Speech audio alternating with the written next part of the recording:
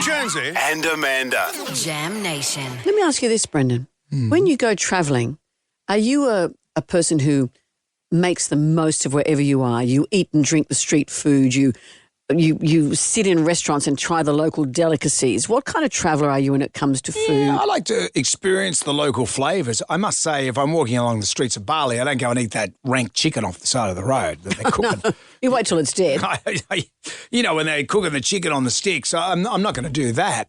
But I certainly wouldn't bring food with me. No, and isn't that interesting? This man, and he and his partner boast about how they do this. He's a UK resident.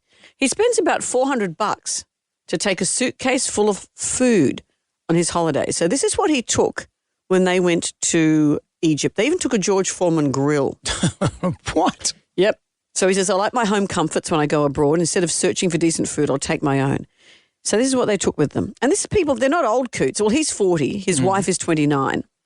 You do the maths. Wow. Here's what they took. 21 cups of instant noodles, 86 bags of chips, 2 packets of bacon. How's that not going to spoil in a suitcase? Wow. A pack of 30 sausages. Yep. Cans of tuna, a block of cheese, brown sauce. You know, if you ask an English person what's in brown sauce, they'll say it's brown. You go, what's in it? I don't know. It's just brown. No one knows what's in it. It is just brown. I thought it was Worcester sauce. There's instead of saying Worcester. Worcestershire. What do you say? Worcestershire? It's Worcestershire sauce. Worcestershire, sure. Apparently that's got anchovies in it. Fun fact. Well, also, he's crammed 30 McVitie's Club biscuit bars, 16 bags of sweets. I hate these people already. And lots of breakfast bars.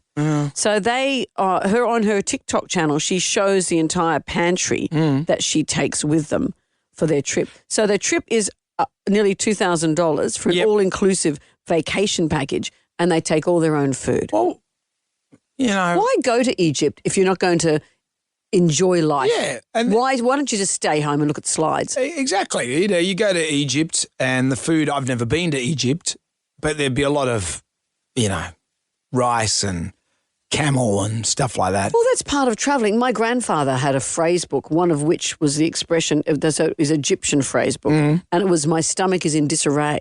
It told you how to say that phrase in Egyptian.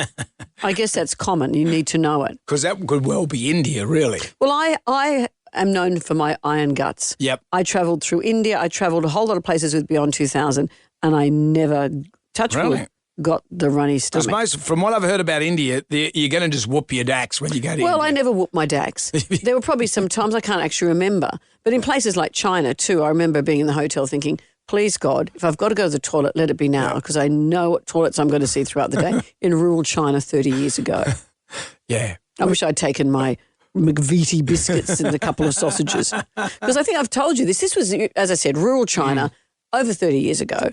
But we were taken around so they could show off their agriculture, and they were growing some of it in human waste. Of course. So when I smelt the food cooking, I couldn't distinguish what I was smelling. It all smelt.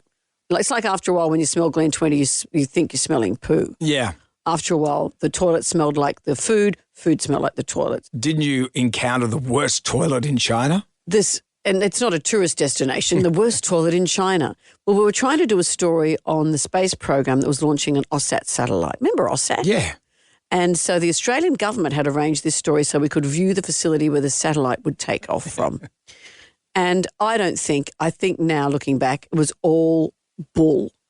Excuse my language. Yeah. Because when we got there, we were just shown people cleaning machinery. And we said, well, they didn't want us to see anything. Right. So finally, we went to some facility where it was supposed to be, this is where it will take off. So what did they say? Take the round eyes to somewhere they're going to go and have a look at. I think that was probably it. Satisfy them. And Caspar Weinberger was the American, I think it was their version of head of foreign affairs, Secretary of State, maybe that's his role. And so we went to, and there were photos of them on the wall. They had also done a tour of this facility. So I just thought, I'll just go to the bathroom. And there's a picture on the front, you know those ones, it's a lady's profile with the finger touching her nose. Yeah. She's been holding her nose. I went in there. It will always, for me, be known as the Mrs. Weinberger because it was the worst thing I've ever seen. Go on. It was a toilet in the floor, and that's fair enough because that's what Chinese were using. A squat? A squat toilet. Or just, a squat, like a, porcelain in the floor. Yeah, but there's no But what I saw there to... resembled Marge Simpson's hair. Layer upon layer upon layer.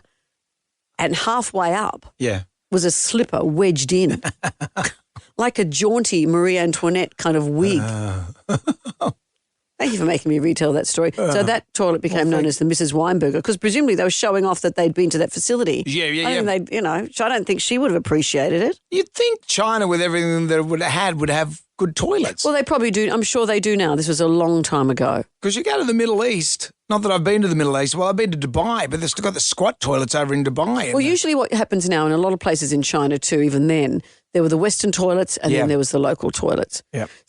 On our day off, our driver said, I'll take you to the Great Wall of China, but he took us to the area where the locals were. Mm-hmm. And so the toilets, now I'm on a roll. Yeah. The toilets, it was a big open slab with slits in it, and you squatted and looked at other people. Oh. There were no doors between them.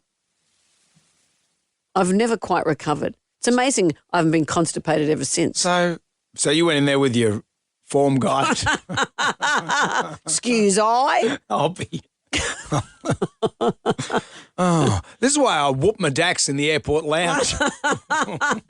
You're only flying to Melbourne. I'm sorry if this has been rank. You made me tell that story. It's just entertainment.